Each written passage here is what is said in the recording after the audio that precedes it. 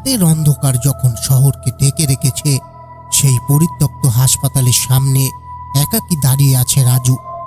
তার হাতে একটি ছোট টর্চ। কয়েক বছর আগে এই হাসপাতালটি হঠাৎ বন্ধ হয়ে গিয়েছিল, আর এরপর থেকে কেউ সেখানে যেতে সাহস পায়নি। হাসপাতালের দরজা আংশিক খোলা, যেন স্বাগত জানাচ্ছে। রাজু ধীরে ধীরে ধুলোয় ভর্তি পথ দিয়ে ভেতরে প্রবেশ করল। ধুলো উড়ে টর্চের আলোয় ছোট ছোট কণার মতো নাচছে। ভেতরে প্রবেশ করার সাথে সাথে অদ্ভুত আওয়াজ শুরু হলো।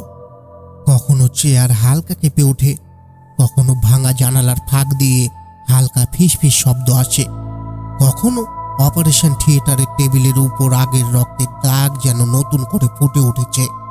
রাজু এক ঘর থেকে অন্য ঘরে যায়। ল্যাবরেটরির ভাঙা গ্লাস, ছড়ানো বোতল এবং ধূসর বাতাসে ভাসছে, যেন পুরনো রোগীদের আত্মারা কিছু বোঝাতে চাচ্ছে। হঠাৎ সে অনুভব করল একটি ছায়া তার পিছনে ঘুরে বেড়াচ্ছে, কিন্তু ঘুরে তাকালে সেখানে কেউ নেই। টর্চের আলো ছায়ার দিকে গেলে দেওয়ালের রক্তের দাগ যেন মানুষের মুখের আকার নেয়। হঠাৎ একটা কথা ভেসে এলো, রাজু চলে যাও। চুপচাপ হাসপাতালের অন্ধকারে প্রতিধ্বনিত হলো। রাজু স্থির হয়ে গেল। টর্চের আলো ধীরে ধীরে নড়াচড়া করছে, আর তিনি দেখতে পেলেন অপারেশন থিয়েটারের কাঁপানো টেবিলের নিচে কেউ বা কিছু লুকিয়ে আছে। হাসপাতালের বাতাস হঠাৎ ঠান্ডা হয়ে গেল, যেন জীবনের সব উষ্ণতা চুরি হয়ে গেছে। রাজু বুঝল, এখানে সাধারণ ভূত নয়, এখানে অতীতের সব বেদনায় আটকে থাকা আত্মা বাস করছে। রাজু হঠাৎ কাঁপতে কাঁপতে সে ঘরে দাঁড়িয়ে রইল। টর্চের আলো নিখুঁত হলেও অন্ধকার যেন তাকে চারপাশ থেকে চাপা দিচ্ছে। এক ঝাপসা আওয়াজ, ধাতব টিউবের ঘষা সে শুনল। হঠাৎ ল্যাবরেটরির ভাঙা বোতল নিজে থেকেই মাটিতে পড়ে যায়। রাজু নিঃশ্বাস থামিয়ে দাঁড়ালো। হঠাৎ অপারেশন থিয়েটারে কাঁপানো টেবিলের নিচু থেকে ছায়া উঠে দাঁড়ালো। এটি কোনো মানুষ নয়, মুখ নেই, শুধু ফাঁকা অন্ধকার আর চোখের চিহ্ন, যেন তাকে সরাসরি তাকিয়ে আছে। রাজু পিছনে ফিরে পালানোর চেষ্টা করল, কিন্তু দরজা বন্ধ। সে ছিটকে ঘরে ঘুরল। ঘরের দেওয়াল যেন জীবন্ত।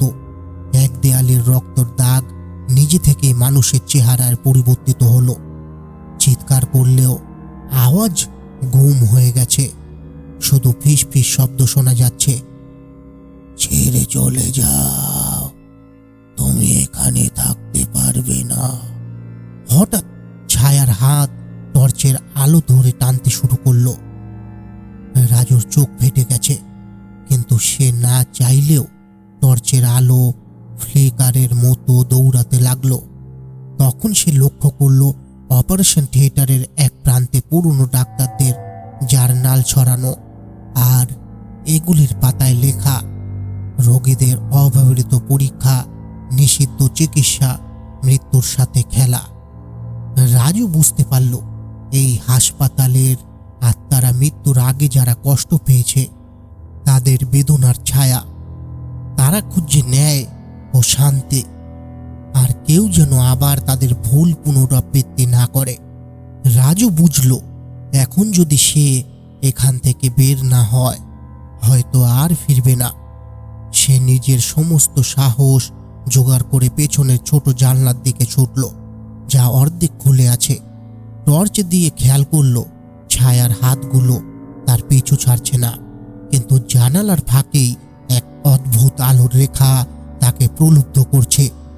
রাজু জানালার ফাঁক দিয়ে বাইরে ঝুঁকে দাঁড়ালো। চাঁদের হালকা আলো তার দিকে পড়তে শুরু করলো। মনে হচ্ছিল হাসপাতালের ভেতরের অন্ধকার যেন তাকে ধরার জন্য সব চেষ্টা করছে। কিন্তু সেই সঙ্গে হঠাৎ একটি উচ্চ স্বরে ফিসফিসানি শোনা গেল, পালিও না, আমাদের সঙ্গে থাকো। রাজু দেখল অপারেশন থিয়েটারের কেন্দ্র থেকে একটি অদ্ভুত আকারের ছায়া উঠে আসছে। এবার তা শুধু হাত নয়, পুরো কক্ষ জুড়ে ছড়িয়ে গেছে। মুখ নেই, শুধু অন্ধকার ছায়ার মধ্যে চোখের মতো জ্বলন্ত দাগ। রাজু বুঝলো এই হাসপাতালের আত্মারা শুধুই ভয় দেখাচ্ছে না, তারা তাদের অতীতের অমানবিক নির্যাতন প্রকাশ করছে। হঠাৎ রাজু নিজের চোখের সামনে দেওয়ালে পুরনো দৃশ্য দেখল। রোগীদের অবহেলা, নিষিদ্ধ পরীক্ষা, অপারেশন থিয়েটারের রক্তমাখা টেবিল। রাজু বুঝল এই আত্মারা ঠিক সেই রোগী যারা মৃত্যুর আগে কষ্ট পেয়েছিল। তারা শান্তি চায়। রাজু সাহস জোগালো। সে তাদের সঙ্গে সচেতনভাবে কথা বলল। আমি এখানে সাহায্য করতে এসেছি। আমি চাই তোমরা শান্তি পাও। চমৎকারভাবে ছায়াগুলি ধীরে ধীরে শান্ত হলো। আগের ভয়ঙ্কর আওয়াজগুলো একটি হালকা হাওয়া আর ফিসফিসে রূপ নিল, যেন হাসপাতালটা আবার নিঃশব্দ হয়ে গেছে। রাজু জানালার ফাঁক দিয়ে লাফ দিল। বাইরের আলোতে এসে সে গভীর নিঃশ্বাস নিল। হাসপাতালটা আর আগের মতো ভয়ঙ্কর মনে হলো না। এখন এটা ছিল একটি শান্তিপূর্ণ ছায়ার অট্টালিকা, যেখানে অতীতের কষ্টের স্মৃতি আর চিৎকার শুধু শান্তির গল্প বলছে।